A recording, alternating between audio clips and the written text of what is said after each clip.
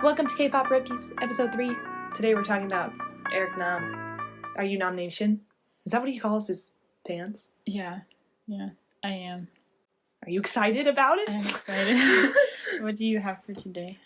I listened through the new Eric Nam album, but also watching a lot of random videos about Eric Nam, or that are Eric Nam centered, and then YouTube just keeps giving me more Eric Nam videos. It seems like there was one, I don't actually know what album it was for, but there was just one promotion period where he just went on every single, like he was wearing that cheetah sweater, and he was at BuzzFeed, and at like the, what's the channel that does the like what I eat in a day or what I do in the day, like the scheduling? He just went on every single one. He like followed Tiffany Young, or maybe she followed him. I think it's because he was promoting the English album. Oh. So he's doing a lot of American things. But besides that, he didn't really, did he not do American things before? I don't know. I think this was more his like, I'm trying to integrate into the American market album. I could be wrong. I think it came up for me a couple of years ago and I watched the Thirsty Tweets one, and that's the only thing I watched until now, basically. But didn't Jackson also do a bunch of those videos? But Jackson was trying to get into the American market maybe not before him, but more than him. Oh. You know?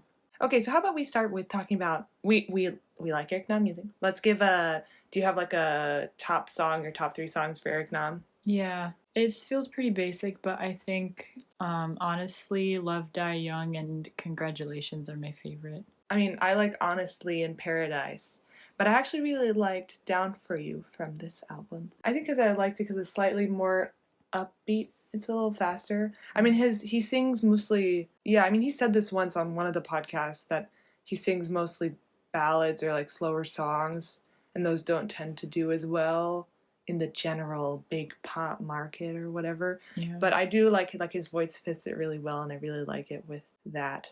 But Down For You is a little bit more poppy, I guess. Is there one on here that's slow? On the other side? Yeah. I mean, they're all on the slower side. Okay. I'm saying Down For You is not on the slower side. Okay. Or it's more poppy, I guess. Maybe that's what I was going to say. I don't know. So you mentioned Eric Nam videos and things like that, but really we've just been listening to podcasts. It seems like, does he own Dive Studios? I think, like, I'm not sure if it's Brian Nam. I think his youngest brother is technically the co-founder. I could be wrong, though. Oh, like he did it with his brothers? Yeah, it says Brian Nam is the CEO and co-founder.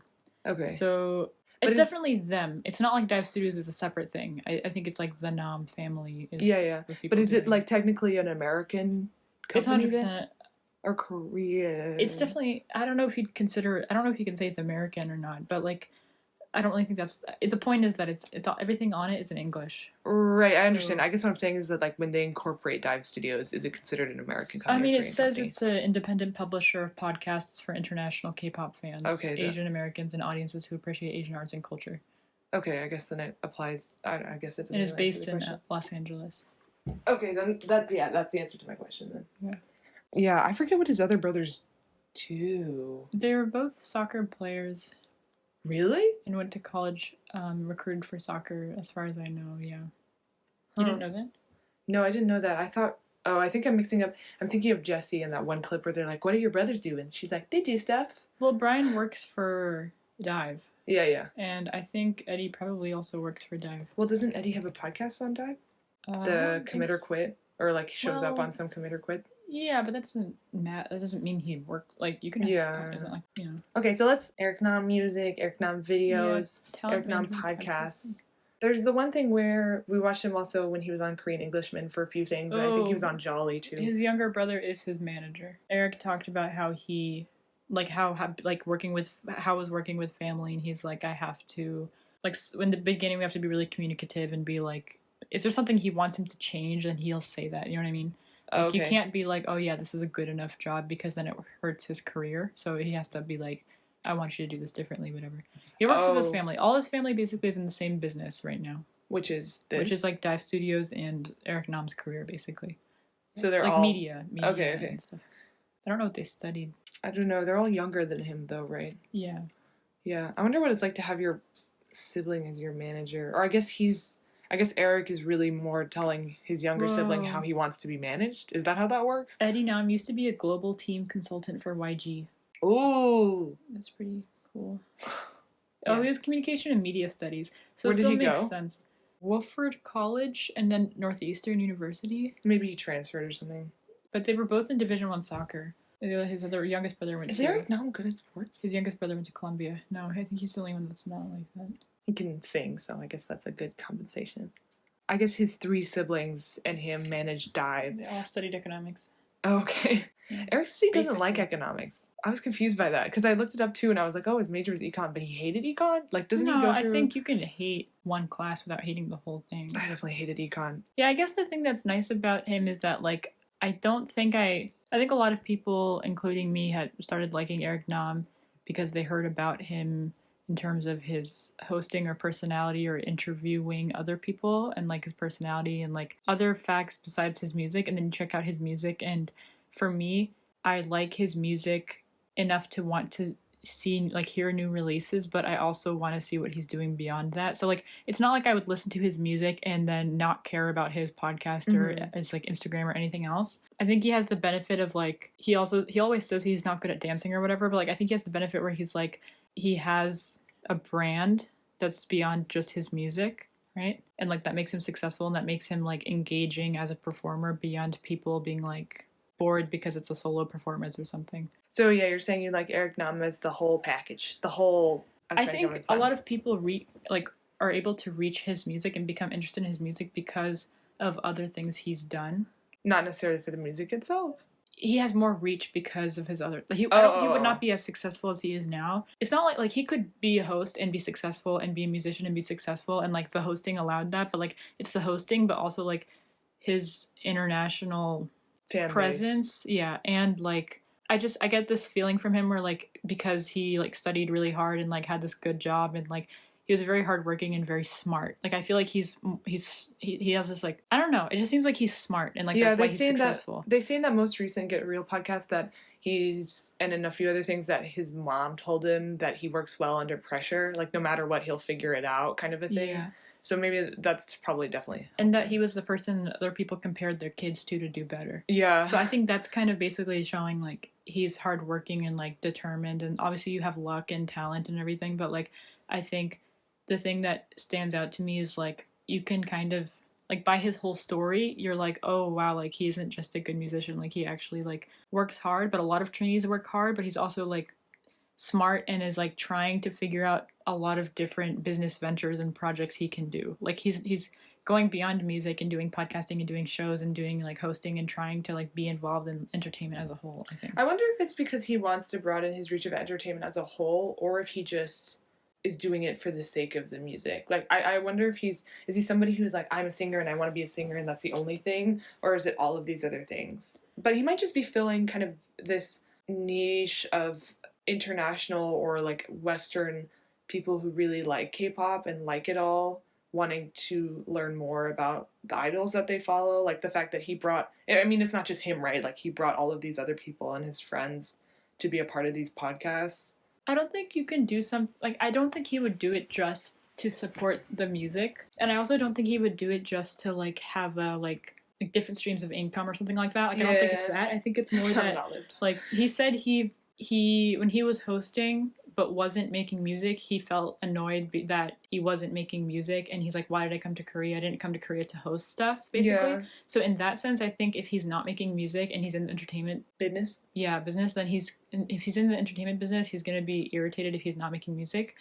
But I think, and I'm also sure that there's a point of time when you're starting out and being successful that I mean, like a lot of people say that they can't say no to stuff, and so opportunities keep coming up and you keep wanting to say yes so that you, like for fun, because you're curious and for a lot of different reasons. So I think that happens, and then as he gains more success, he starts saying no to things. But at the same time, I think everything he's doing, he's enjoying, and he's doing it because he likes K-pop and he likes the K-pop industry and meeting new people. Because when he was hosting KCON, he said this year online, he said he really wasn't feeling it, but he was really happy to meet the new idols that were below him, and he like in age, and he had a lot of new experiences talking to them and like reflecting on his past and stuff. But the idea of hosting and like staying up really late and like grinding in that way, he wasn't as interested in anymore. Yeah. So I think it's like a combination of you get into so many different types of jobs in entertainment because you say yes because they're fun and exciting and you're still new. And then at some point you start figuring out what you like. And I'm sure that he likes podcasting and likes integrating, talking about K-pop. Oh, I think he definitely Yeah. does. I wonder if it's too much though, because sometimes he's like, I don't listen to K-pop all the time. I don't do this all the time, and like sometimes K-pop sounds all the same if I do it for too long. That's relatable. But I feel like that makes sense. It's natural, especially if he's like immersed in it all the time. I think with the English album in particular, he wanted to be an American, like an Asian American pop artist. Do you know what I mean? Instead of a K-pop idol who had albums in America. So I remember him talking a lot about, maybe this is the Korean Englishman episode, I don't really remember. But where he's like, you know, am I like a K-pop idol, K-pop star, or am I just a Korean American that did their music in Korea and now comes back, but now sings mostly in Korean, even though that's not. So he seemed both like grateful and annoyed that his opportunity came in going back to Korea. And I say going back, but like going to Korea to where Asian or Asian American singers and idols and stars are super well, obviously, but super well and widely received, and then almost had to break back into his original like hometown market. I think it's kind of interesting because I would think that like if you really like K-pop as an industry and the way it's structured with the music shows and the trainee lifestyle and the like teaching and the living in house, all of that stuff, then to me that's a reason to go to Korea to do that. But like if you want to be a musician, sometimes I think about it like how like he's thinking that, or he thought at the time that it's impossible for him to have his music career here. He has to go to Korea because they'll be more accepted. Which is a bummer. Or it'll just be really hard. It's a bummer, but like it's not even necessarily true. Like it's not even like it's taking an easy way either, because it's very difficult either way. But if you think about it, like there's a lot of Asian American artists that come to America and are a minority and defy a lot of standards and eventually become accepted and have to like, and then they become famous and then they're different and then they become like a role model for other people that are minorities. Yeah, right? but I think so, it's like his thing though is that, I mean, to be fair, he's about like 10 years older than us, right? So maybe when he was starting that is not necessarily like 5 to 10 years older than us. It's not necessarily the same open market or listener base. Do you know what I mean? If you're picturing like an Eric Nam in high school, or I guess not high school, like out of college, right? So that's 8 years ago or something. I don't know that you could say that that's something that could definitely happen. Like I don't think that you can never even social say it's media gonna definitely happen. I don't mean definitely, but that it like he must have. I mean, I think if he saw it as not a super viable path, maybe it would have been like maybe if he stuck around and did the same thing in America, it would have worked out and he would have been as successful as he is now or more. But it seemed like, I think it makes sense at the time to see that at the time makes it sound like he's really old. He's really not that old. The Korea path made more sense because even idols that came after him, like BM talks about it and a few other people where the Korean American, where it made more sense to go back to Korea because that was a more tried and trusted path. I think America doesn't have that tried and trusted path as much. That's why I'm saying if you want like if you want the way where you have a company and they train you and they give you this and you have a stylist and you blah blah, blah and it's like, but like what's the other way? That's it's like you know Yuna like she was really famous in Indonesia and then came, or Malaysia, and then came to America and has her. Oh, now it was a huge risk to come to America, to be like, people aren't going to accept me here. So if I come here, I'm risking basically all my fame and all my momentum that I gained in Malaysia.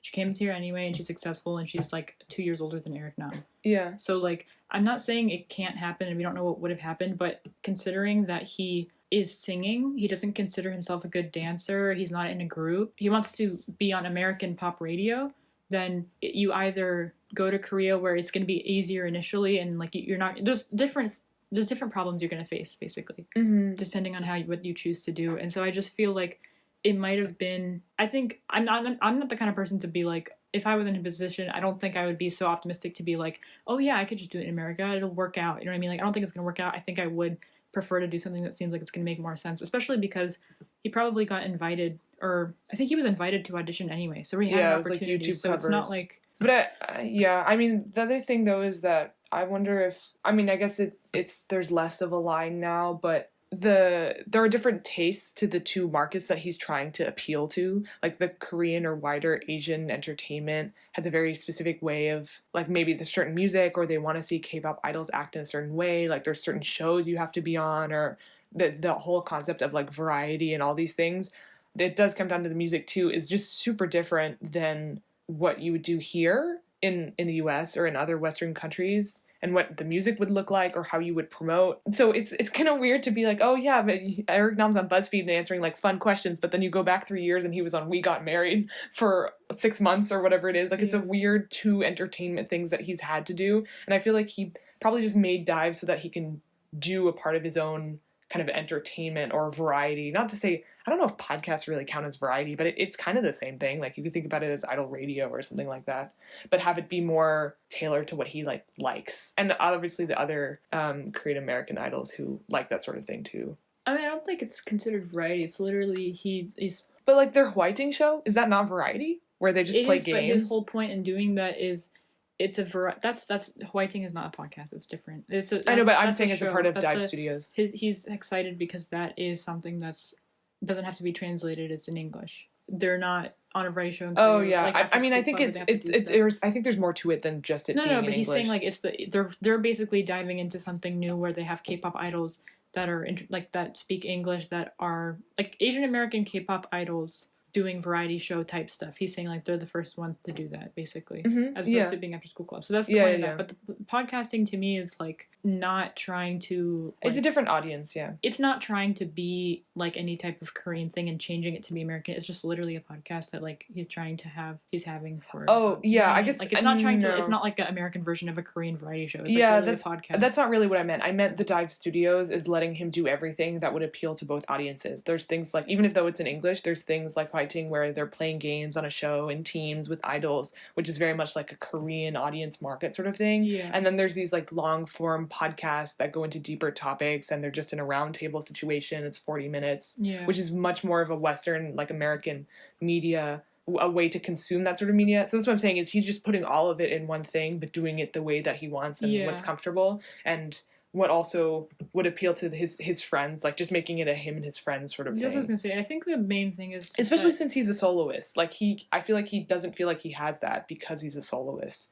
He doesn't have that, I always go on shows with my friends and we have stories to tell kind of a thing. Maybe. So it's kind of relieving some of that pressure, because even if people say, oh, Eric Nam's a soloist, but have you seen this video with Eric and Amber and Jamie and all of these people? You start to associate them in their own group, which is helpful for all of them, I think. Yeah, I think in general he's just providing media and like perspectives of people that you don't hear in either Korea or America, which is the K-pop idol that is not from Korea, that had to adapt and learn the language and do all these things. Like, they're basically the niche where they can talk to each other because it's a unique experience, and they want to tell other people because it's a unique experience. Yeah. Like, where are you gonna... I feel like that's the thing, too, is that then you can connect with these idols more, because they're American, too, right? So when they talk about, like, wanting Hollister and Abercrombie shirts in middle school, it's like, yeah, that's what I did too, even though their lives are sway and totally different to like an average person maybe going to school or working or whatever. But I kind of wonder if, I don't actually know if other idols that, so like not American, maybe they're Chinese or Thai or whatever, do they do the same thing where they go on shows or do media for other countries? Like, I remember Lisa had that show that she was a judge on, or also like a coach for, but I think it was a Chinese show. But I've never heard of, like, maybe not as extensive as Dive, like, but doing Chinese shows. Yeah, so like being I guess you're a K-pop idol, but you become kind of a media, I don't know, an entertainment person in your own country too. I don't know how that works. That sounds like a lot of work. There probably is, like, if there's like a Chinese actor that comes to Korea to promote, do they interview them in Chinese? Like, that's not really what I meant. I meant more like, say, Minghao in June 17. I know, but like, would they go back to China and be doing shows in China that extend beyond just like Korean shows that air in China in Chinese? It's not so much about the language anymore. More about like who the show is for. I don't know. Like, if China had their own audition show, or like China's Got Talent, or I don't know, something, would they be hosts, or would they be a part of that? Not separately seems like it's too different, maybe. But I don't think it would be the same where they're like, oh, I couldn't have a career in China, so I'm going to try to have a career in Korea. Like, I think the American music industry that's not what I'm saying. Is very different from any other music industry where most people are trying to make it in America for whatever Yeah, reason. no, I mean that's totally fair. Those markets are totally different. I guess I meant more specifically in terms of like we were talking about shows, right? Okay, so we talked about international shows, music and entertainment in different parts of the world. But I guess we only really know American entertainment and then I guess some Korean entertainment because that's what we watch, right? Mm-hmm. Is there anything else you want to say about Eric Nam? Watch Get Real or listen to Get Real? That's my favorite one. His skin is really good. He has a good skincare routine. Remember to join the Nam Nation. Listen to Eric Nam songs. Mm-hmm. We like Eric Nam here. And oh my gosh, that was my stomach. And stay tuned for more episodes of K-Pop Rookies. Yes. Thanks for listening. Bye-bye. Bye.